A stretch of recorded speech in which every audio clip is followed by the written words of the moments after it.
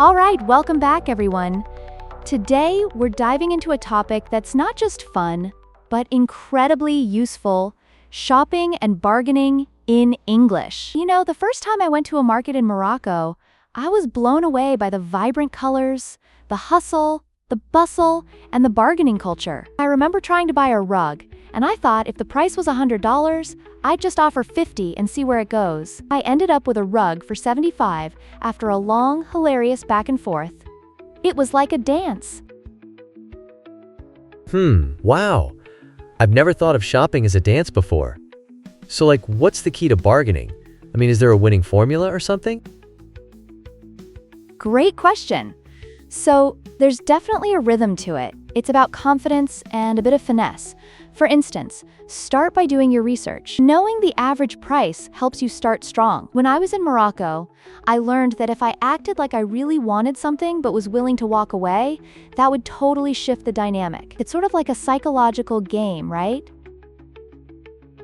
Oh, that's so interesting. So, if I were to buy something, like a vintage record player, I love those.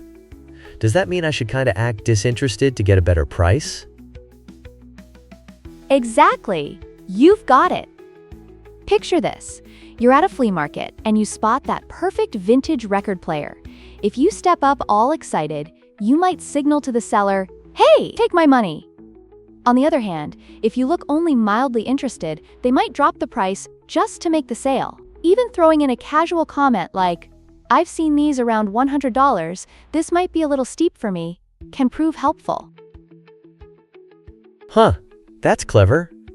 So, should I come prepared with a line or something? That's too much? Absolutely. Having a few phrases up your sleeve is super helpful. Try, "Can you do any better on the price?" Or even, "I'll think about it." It's all about leaving some wiggle room, making them feel like they have a chance to negotiate down. You know how they say the best deal is when both parties feel like they've won? That makes so much sense. I can totally picture someone saying, "All right, you drive a hard bargain," during those intense negotiations. Have you ever had a moment where you lost a bargaining battle? Oh, for sure. There was this one time in a flea market in Thailand. I was negotiating for a beautifully handcrafted necklace, and I thought I had it all figured out. I offered a price based on what I saw at home, and the seller laughed at me. They said, "This isn't California." I left feeling a mix of embarrassment and amusement. I learned to appreciate the craftsmanship. And sometimes, that's worth the price. I can see that. So it's not just about the negotiation, but also the story and the experience, huh? What about when you're shopping online? It's kind of different, right? Can you bargain with sellers there? Great observation. Online shopping can feel like a different universe. But yes, you can often negotiate, especially on platforms like eBay or Etsy. Try sending a message to the seller, asking if they'd consider a lower price. You'd be surprised.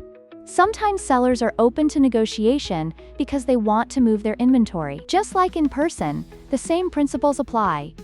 Be friendly and show genuine interest. Wow! You mean it's like sliding into someone's DMs but for shopping? That's next level. So, what do you think is the craziest bargaining story you've heard from someone? Oh, I have a wild one.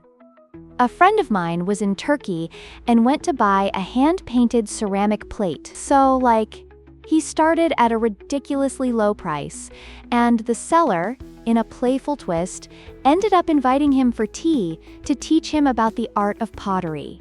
So they had this beautiful conversation about craftsmanship and value, and that ultimately led to him buying the plate for more than he intended because of the experience. Whoa, that's such a cool twist. It's like a bonding experience over bargaining. So, you think it's always about the product, or can it be about the journey too? You hit the nail on the head. It's absolutely about the journey. Sometimes the stories we walk away with are the most valuable things. So when you're shopping or bargaining, remember that it can open doors to conversations and connections you never expected. That's deep. I guess it's like life, right? The experiences shape us just as much as the stuff we buy.